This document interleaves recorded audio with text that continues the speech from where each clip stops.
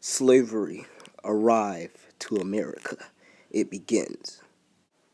Between the 1500s and the end of slave trade in the 1860s, at least 12 million African slaves were forced to come to America as what is known as the New World at this time period. European vessels took goods to Africa and they were exchanged for slaves.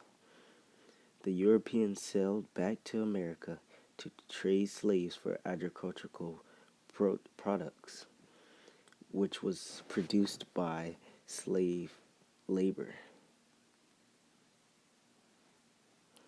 The Middle Passage, which is the time period between Africa and America when the slaves were on the boat, took about 4 to 6 weeks, but the average lasted 3 months.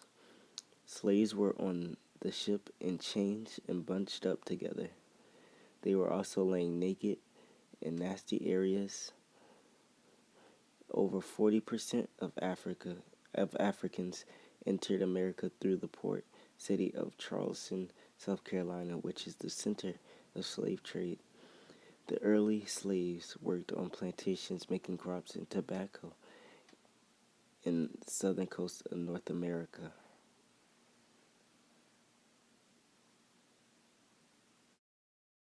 In the 16th century, the Europeans took 1.5 million African slaves to the barbaric slave trade. Africans took up the coastline of Europe. The American women were sex slaves.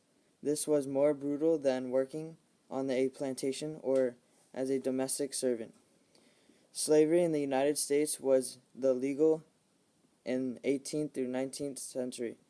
The slaves have been practiced in British and North America and was recognized in the 13th colony at the time of the Declaration of Independence in 1776, when the United States was founded, even though some free people of color weren't present, creating a system of legacy in which race played.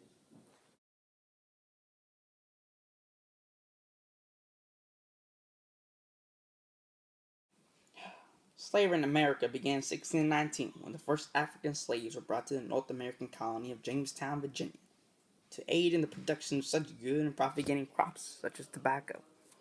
Slavery was practiced in the American colonies in the 17th and 18th centuries, and African American slaves helped build the economic foundations of the new nation. The invention of the cotton gin in 1793 reinforced the central importance of slavery in the South's economy. By mid-19th century, America's westward expansion, along with the growing abolition movement in the North, would provoke a great debate over slavery that would tear the nation apart in bloody American Civil War. Though the Union victory freed the nation's 4 million slaves, the legacy of slavery continued to influence American history. From the confusing years of Reconstruction in 1865 to 1877 to the Civil Rights Movement that emerged in the 1960s, a century after emancipation.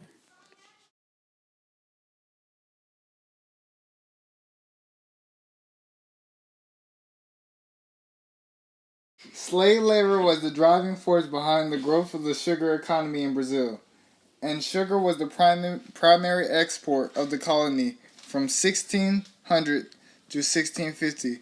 Gold and diamond deposits were discovered in Brazil in 1690, which sparked an increase in the importation of African slaves to power the newly profitable market.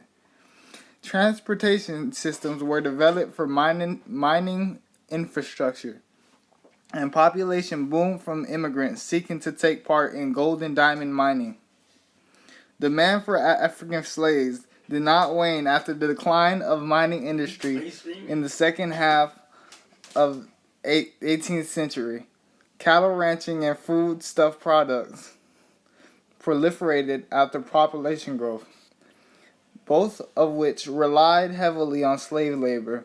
1.7 million slaves were imported to Brazil from Africa from 1700 to 1800, and the rise of coffee in 1830s further enticed expansion of the slave trade.